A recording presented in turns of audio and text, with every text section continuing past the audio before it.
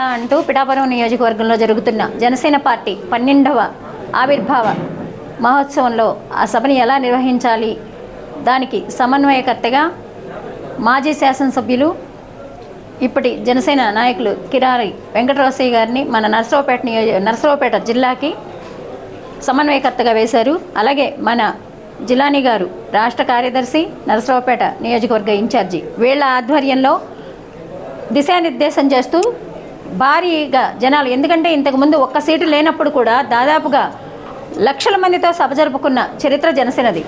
ఇప్పుడు గెలిచి 100% స్ట్రైక్ రేట్తో ఒక గొప్ప నాయకుడిగా ఉన్న పవన్ కళ్యాణ్ గారిని ఆయన్ని చూస్తున్నాం మనమంతా. ఆయన చేస్తున్న ఒక సీట్ లేనప్పుడు ఏ ఓట్లు మాకు అక్కర్లేదు అంటూ ఆ రోజున ఆయన చేసిన అనేక కార్యక్రమాలు, అనేక చారిటీలు మీరు చూశారు. ఇప్పుడు గెలిచిన తర్వాత కూడా తన సొంత నిధులతో ఎన్ని కార్యక్రమాలు చేస్తున్నారో మనందరం చూస్తున్నాం. ఆ దిశగా ఇప్పుడు ఇంకా ఉత్సాహంతో దాదాపుగా అప్పుడే 10 లక్షల మంది పైన ప్రతి సభకి హాజరయ్యారు. ఈసారి ఇంకా ఎక్కువ పెరుగుతారు అనేది అంచనా. కాబట్టి వీళ్ళందరినీ సమన్వయకర్తలుగా వేసి ప్రతి ఒక్కళ్ళని సమన్వయం చేసుకుంటూ వెళ్ళి వచ్చే వరకు కూడా జాగ్రత్తలు చెప్తూ వాళ్ళందరినీ సమన్వయం చేయమని వీళ్ళందరినీ వేశారు. కాబట్టి వీళ్ళందరి ఆధ్వర్యంలో, ఎందుకంటే ఇంకా నిష్ఠాతులైన నిపుణులు మన పార్టీలోకి వచ్చారు, వాళ్ళందరి ఆధ్వర్యంతో ఇంకా గొప్పగా ఈ సభ నిర్వహించుకోబోతున్నాం.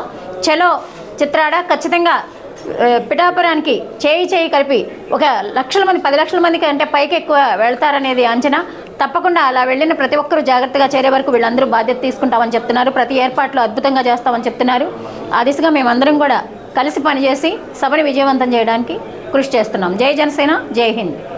ఈ వీడియో నచ్చితే లైక్ చేయండి. అలాగే మా ఛానల్ ని ఫస్ట్ టైం కనుక చూస్తున్నట్టయితే ఇప్పుడే సబ్స్క్రైబ్ చేసుకుని పక్కనే ఉన్న గంట సింబల్ ని యాక్టివేట్ చేసుకోండి. అప్పుడే మేము పెట్టే ప్రతి వీడియో మీకు నోటిఫికేషన్ గా వస్తుంది. అలాగే ఈ వీడియో పూర్తిగా చూసినందుకు ధన్యవాదాలు.